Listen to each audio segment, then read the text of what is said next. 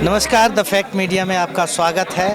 और JSC, JSSC और JPSC को लेकर लगातार राजधानी रांची और झारखंड में जो आक्रोश है, युवा स्वर जो है, इसको लेकर के लगातार बढ़ता जा रहा है। विरोध के स्वर उपजते जा रहे हैं और जिस तरह से जांच की बातें और जिस तरह से अभियुक्त और जो कार्रवाई अब तक हुई है उसको लेकर के स्टूडेंट्स जो हैं, ख़ासतौर पे जो अभ्यर्थी हैं, उनमें काफ़ी तकलीफ़ है, रोष है। और कौन कौन से बिंदु हैं जो मिसिंग हो रहे हैं, जिसको लेकर के ये स्टूडेंट्स अभी जो है बड़े फलक पर आंदोलन के मूड में यहाँ दिख रहे हैं। क्या सब वजह है? स्टूडेंट्स हमारे साथ है, अभ्यर्थी, इनसे जानने की कोशिश करेंगे अभी भी कहाँ मामला अटका हुआ है। इतने आश्वासन, जांच, इस्तीफा के बावजूद आप लोग जो है सो मानने को तैयार नहीं है। प्रॉब्लम क्या है?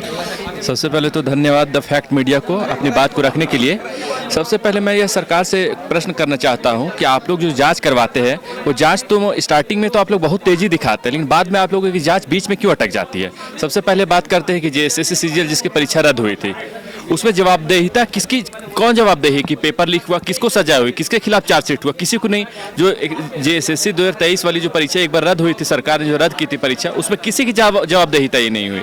उसमें दिखाया गया आनंद फैनंद में कि हम लोग बहुत तेजी से जांच कर रहे हैं, एसआईटी का गठन हो गया, अंततः क्या निष्फल निकला? कुछ भी नहीं। किसी के खिलाफ ना एफआईआर दर्ज हुआ, ना आपका चार्जशीट दाखिल हुआ, ना किसी को सजा मिला, ना किसी को जवाबदेही तय हुई, ना एजेंसी की जवाब। स्टार्टिंग में लगा तो कि हाँ अरे भाई बहुत सारा अच्छे से जाँच हो रही है, बट अब क्या निष्कर्ष निकला? अभी तक कोई अरेस्ट नहीं, किसी के खिलाफ चार्जशीट नहीं। आप लोग क्या करते हैं, जैसे जांच करते हैं तो उसके खिलाफ जांच कर रहे हैं तो कुछ ना कुछ तो फल निकल के आना चाहिए। बट यहाँ झारखंड सरकार में ऐसा है कि कुछ आपका फल निकल के नहीं आएगा। जांच होगा और फिर जांच वो ठंडे बस्ते में चला जाएगा। इसी तरह से जब माननीय हाई कोर्ट द्वारा फैसला सुनाया गया, उसके बाद सुप्रीम कोर्ट में दिया गया मामला गया, तो बताया गया कि 6 महीने भी और जाँच चलेगी, उसके बाद सीआईडी अपना फाइनल रिपोर्ट सबमिट करेगी 6 महीने बाद। बट 6 महीने से ज़्यादा समय बीत गया है, सीआईडी ने अपना कोई चार्जशीट दाखिल नहीं किया, फाइनल रिपोर्ट सबमिशन नहीं हुआ और अभी तक ये मामला ठंडे बस्ते में चला गया। ना इसका कोई जवाबदेही तय हुई, किसके षड्यंत्र पे 8 लोग नेपाल गए थे, है ना, और जांच की दिशा को भटकाया गया। उसी तरह से अभी देखा जाए तो जेपीएससी का मामला गरमाया हुआ है कि चेयरमैन के रिजाइन हो गया, एक डिप्टी एग्जाम कंट्रोलर अरेस्ट हो गया और उसके कर्मी अरेस्ट हो गए, एक टीडीपीएल का कर्मी भी अरेस्ट हो गया। बट अभी तो लग रहा है आप लोगों को, सभी को लगेगा कि हाँ जांच बहुत तेजी से चल रही, सरकार बहुत अच्छा काम करी, बट अंततः गारंटी दे सकता हूँ कि इसका फल कुछ भी निकल के नहीं आएगा। अंततः इस मामले में लीपापोती हो जाएगी, ना किसी की जवाबदेही तय होगी, ना किसी के चार्जशीट फाइल होगा किसी के खिलाफ, और सरकार भी इस पर चुप हो जाएगी अंततः। तो हम लोगों को अब इस राज्य की जांच एजेंसी पे भरोसा नहीं है, क्योंकि इस राज्य की जांच एजेंसी स्टार्टिंग में है कि शुरू में बहुत तेजी दिखाती है, बहुत तेजी से जांच करती है और अंततः फल कुछ भी निकल के नहीं आता है, ना किसी की जवाबदेही तय होना। क्या चाहिए फिर, मतलब आप लोग चाह क्या रहे हैं, क्या होना चाहिए?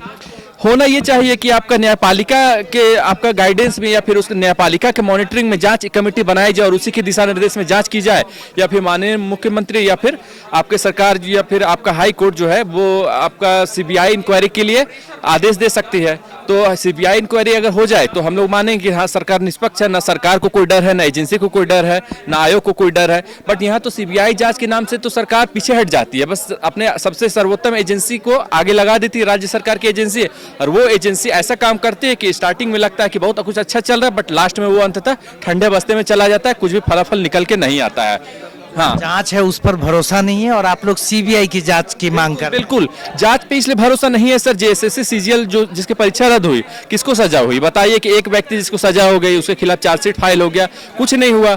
उसके बाद फिर आपका जेपीएससी में है, उसमें आपका देखा जाए तो एग्जाम के 2 दिन पहले ही क्यों हुआ ऐसा? जब टेंडर दिया जा रहा था टीडीपीएल को, उस समय इसकी सत्यता की जांच क्यों नहीं की गई? तो कहीं ना कहीं सवालों के घेरे में आयोग भी है और सरकार भी है। तो इसलिए मैं चाहता हूं, सरकार से विनम्र निवेदन है कि आप छात्रों को पीड़ा को समझे। छात्र गरीब होते हैं, बहुत मेहनत से है कि पढ़ाई करते हैं।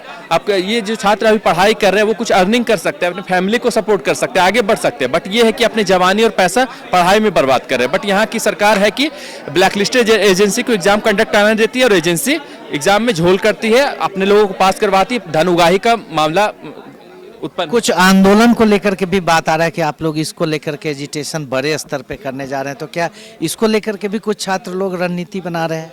बिल्कुल, अगर सरकार हम लोगों की मांगों को नहीं मानती तो अंतिम विकल्प तो आंदोलन ही है। जिस तरह से दिल्ली में देखा गया कि यूनियन मिनिस्टर धर्मेंद्र प्रधान जी को इस्तीफा देना पड़ा, इतना बड़े लेवल पे मैटर हो गया, तो हम लोग भी कोशिश करेंगे कि मैटर को आंदोलन इतना बड़ा किया जाए कि सरकार दबाव में और निष्पक्ष तरीके से काम करे।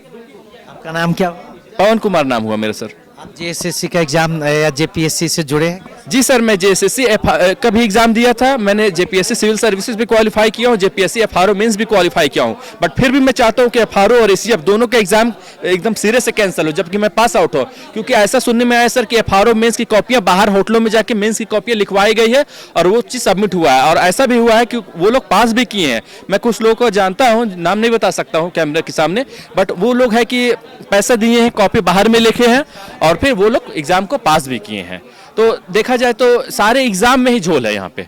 तो सारे एग्जाम को कैंसिल किया जाए, एजेंसी को बदल दिया जाए सर, हम लोगों की मांग है। और जवाबदेहिता तय हो कि इसके पीछे जिम्मेवार कौन हो और दोषियों को कड़ी से कड़ी सजा मिले और सरकार निष्पक्ष तरीके से परीक्षाएं करवाए सर।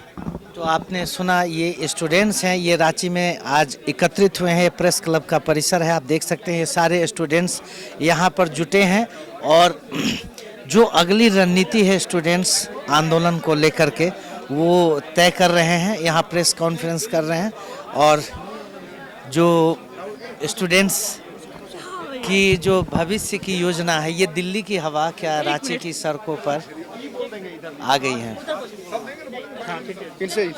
क्या है रणनीति आपकी? रणनीति तो फिलहाल तय किया जाएगा, अभी तो फिलहाल कोई रणनीति ऐसा है नहीं। क्या सब उसमें क्या करना चाह रहे हैं, मांग क्या है? मांग है कि जांच में जो है सो पारदर्शिता नहीं रहा है, जो आधार जो बताया जा रहा है वो। क्या आधार आप जो बताया जा रहा है, पारदर्शिता किस तरह की पारदर्शिता? देखिए, जो जांच जो है, जो जांच हुआ सीआईडी द्वारा से छिपाया गया है, वो जांच जो है सबमिट नहीं किया गया है, यही आधार है। तो ये देख सकते हैं आप, ये जो छात्र जो हैं ये जुटे हुए हैं और आंदोलन को लेकर के दिल्ली की हवा यहाँ आ चुकी है और ये चाहते हैं कि सीबीआई जांच हो और सीबीआई जांच अगर नहीं होगी तो वह अपने आंदोलन को तेज करेंगे। सहयोगी नूतन के साथ Rajesh Krishna, the fact media, Ranchi.